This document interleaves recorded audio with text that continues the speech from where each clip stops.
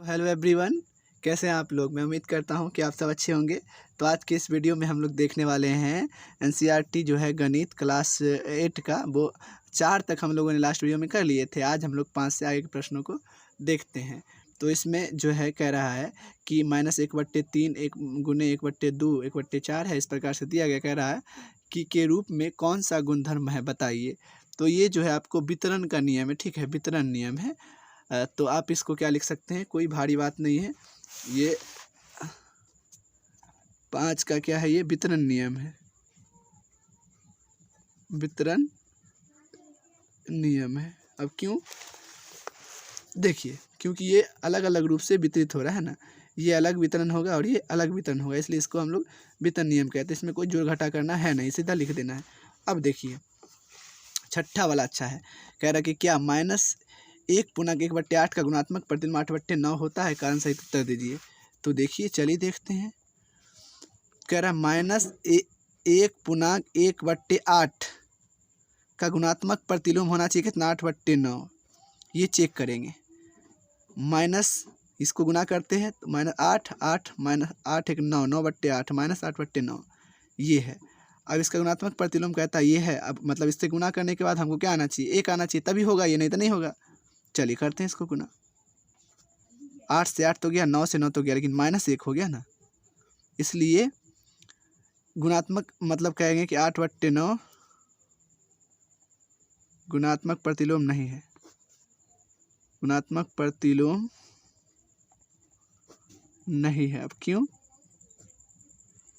नहीं है, चूंकि गुणनफल क्या आ गया, दो संख्या का गुणनफल क्या आ गया, -1 है, जो कि 1 होना चाहिए था, है कि नहीं। तो ये इस प्रकार से आप जान सकते हैं। अब देखिए, देखते हैं 7वां।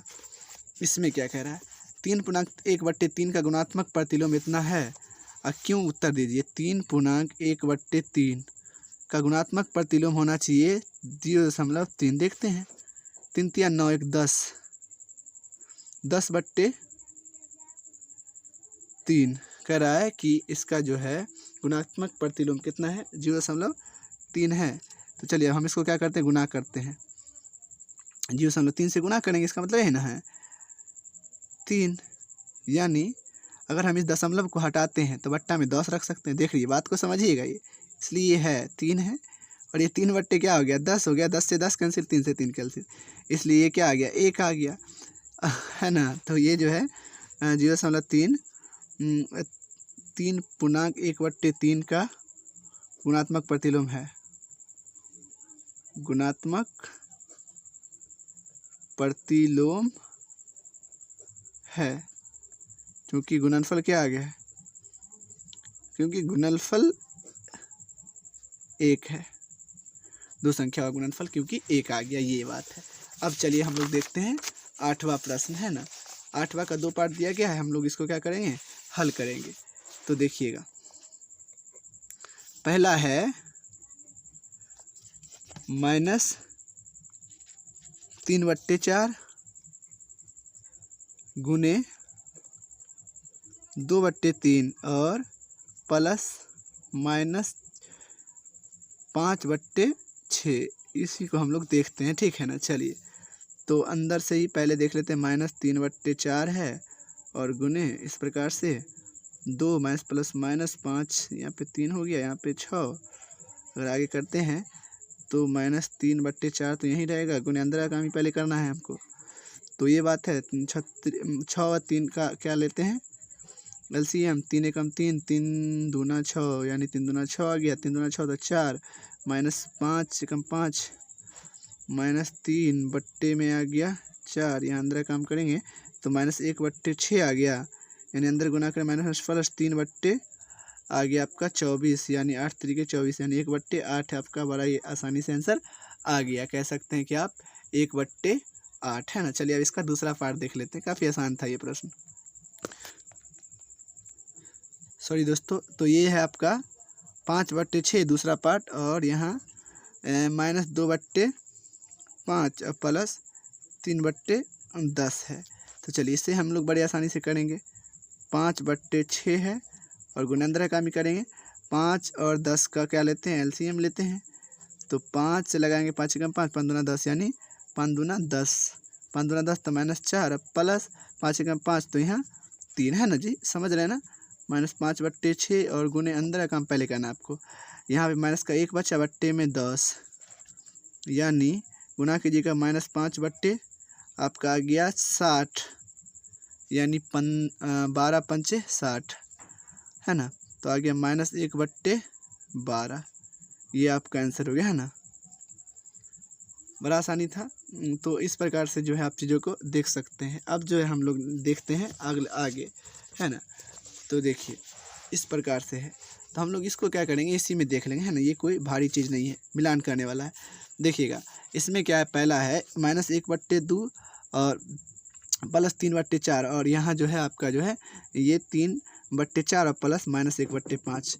तो ये यहाँ पे जोड़ है और यहाँ पे भी जोड़ है, तो जोड़ है तो यहाँ पे आपका जो हो जाएगा ये वाला, ये योग है, यहाँ भी योग क्योंकि यहाँ एक दूसरे को क्या कर रहा है, जोड़ रहा है। तो ये योग का वितरण नियम, क्योंकि गुना बुना इसमें कुछ छूटा है नहीं, तो यहाँ सिर्फ और सिर्फ योग है। देखिए दोनों के बीच में योग का चिन्ह यानी, तो ये जो होगा इसका कौन हो जाएगा आपका, ये वाला, ये योग का क्रम विनिमय नियम पहला का हो गया ये है ना।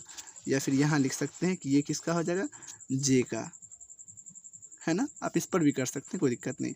अब देखिए आगे देखते हैं है ना। दूसरा में गुना है सिर्फ, देखिए और कुछ है नहीं है। दो संख्याओं के बीच गुना का चिन्ह, दो संख्याओं के बीच यहाँ जोड़ का था, यहाँ योग का क्रम विनिमय हुआ और यहाँ जो है ये आपका हो जाएगा ये गुना का क्रम विनिमय, क्योंकि गुना है ना दो संख्याओं के बीच, तो ये हो जाएगा आपका गुना का क्रम विनिमय नियम। ये जो है आपका ये हो गया आपका दूसरा का है ना। ये आई वाला इसका हो जाएगा। आगे क्या है, अब देखिए यहाँ दो संख्याओं का योग अलग है और एक संख्या का योग अलग है। यहाँ दो संख्या के बीच योग था, यानी दो संख्याओं का योग अलग है और एक योग अलग है। तो बात को समझिएगा, इसमें फ़र्क है। मतलब तीन संख्या ना, ए बी सी, वहाँ ए बी था, यहाँ ए बी सी है। और ए बी सी का मतलब क्या है, आपको याद कीजिए, वो क्रम विनिमय नहीं बल्कि सहचार्य नियम था है ना। तो ये किसका सहचार्य नियम है, योग है कि मतलब गुना है, तो गुना है ना, तो आपकी सॉरी योग है ना, तो योग का सहचार्य नियम होगा, यानी इसका एच हो जाएगा, यानी ये तीसरा का हो जाएगा। क्योंकि हमने पढ़ा था सहचार्य में, वितरण नियम में दो संख्याओं के बीच किए थे ना कंपेयर, ए बी के बीच, और सहचार्य में हम लोग तीन संख्याओं के बीच किए थे। और यहाँ देखिए अब देखते हैं चौथा, और चौथा का जो है ये यहाँ देखिए, ये मतलब इसको आप एलसीएम लीजिएगा तो मतलब ये आ जाएगा 8/5। अब जब दो संख्या लेते हैं, मतलब ए बी और बराबर सी के बराबर हो कोई एक संख्या के, तो उसको हम लोग कहते हैं समबरक नियम। क्या कहते हैं, समबरक नियम। यानी A/B है और प्लस B/C है और बराबर में कोई आ गया, मतलब C/D या D/F कुछ भी ये आ गया, तो इसे हम लोग कहते हैं कौन नियम, ये से आप कहते हैं समबरक नियम। यानी ये हो गया आपका चौथा का है ना। समझ रहे हैं ना, काफ़ी आसान है। अब देखिए पांचवा में क्या है, मतलब कि अब दो संख्या अलग है, क्योंकि आप देख रहे हैं अब जो है दो संख्या अलग है, दो संख्याओं के बीच गुना का चिन्ह ही है सिर्फ, है ना। देखिए दो संख्या सिर्फ गुना का चिन्ह, यानी गुना का सहचार्य होगा। एक तो मतलब गुना का ये सहचार्य है, एक था गुना का क्रम विनिमय, क्योंकि दो संख्याओं के बीच यहाँ देखिए दो संख्या अलग से किया हुआ है, तो इसलिए ये गुना का क्या हो गया, सहचार्य नियम हो गया। यानी ये हो गया आपका पाँचवा का गुना का सहचार्य नियम, है ना। काफ़ी आसान, क्योंकि दो गुना अलग है और एक गुना ABC, इसलिए ये क्या है, गुना का सहचार्य है। और मतलब आगे जो था ABC, ए बी था सिर्फ, तो इसलिए आपका योग का क्रम विनिमय हुआ था और गुना का क्रम विनिमय इसलिए हुआ था क्योंकि ये दो ही संख्या था ना, इसलिए तीन गो संख्या ना ABC, तो इसलिए ये गुना है लेकिन ये सहचार्य है। समझ रहे हैं ना आप। आगे अब देखिए, आप देखते हैं छठा का। तो छठा का जो है मतलब वही दुगो को करने का, जब जीरो लेते हैं ना दूसरे कोई संख्या के साथ, तो उसे कहते हैं योज्य तत्समक। मतलब कोई भी संख्या के साथ सिर्फ जो जीरो ऐड कर देते हैं तो उसे कहते हैं अपन लोग तत्समक। तो ये हो गया आपका चौथा का, है ना। तो जीरो ऐड करा है इसमें, कोई संख्या में मतलब कोई परिवर्तन ना हो, कोई ऐसा संख्या दे यहाँ पे कि उस संख्या में कोई परिवर्तन ना हो, तो योज्य का योज रहे, तो इसे कह लो योज तत्समक कहते हैं।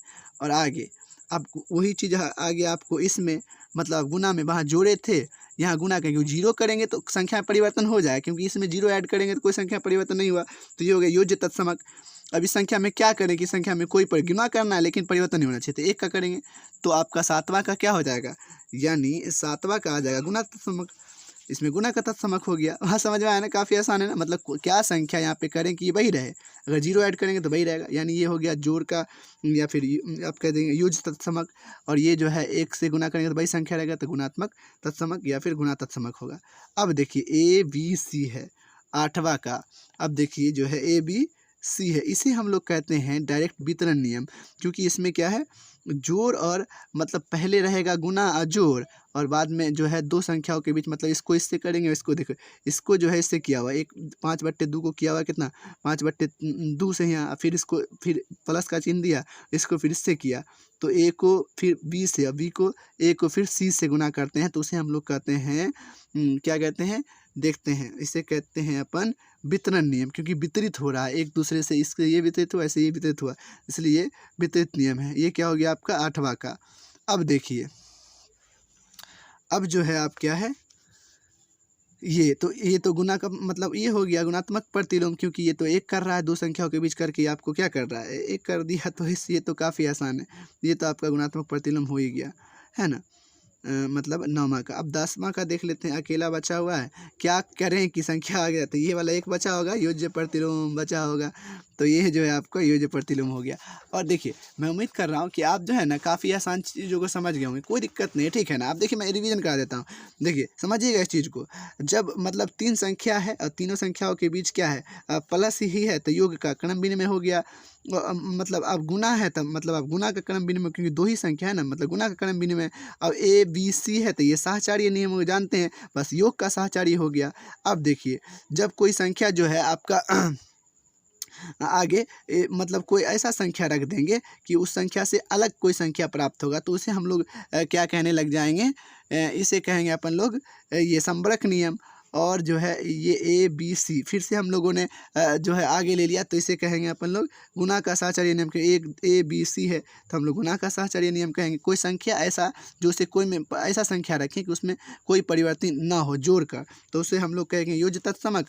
और कोई ऐसा संख्या रखे गुना में कोई परिवर्तन ना हो, तो गुणात्मक तत्समक कहेंगे।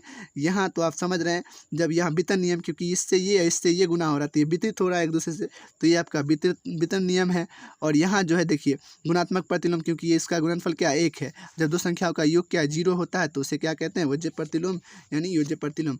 तो मैं उम्मीद कर रहा हूँ कि आप समझ गए होंगे, काफ़ी आसान है, बस आपको ध्यान में रखना है चीज़ों को। तो थैंक यू गाइस, इसी के साथ जो है ये आपका ये वाला जो चैप्टर है वो ख़त्म होता है। हम लोगों अगर आप सब्सक्राइब करते हैं और कमेंट करते हैं, तो हम अगला चैप्टर भी स्टार्ट करेंगे बहुत ही जल्दी। Thank you.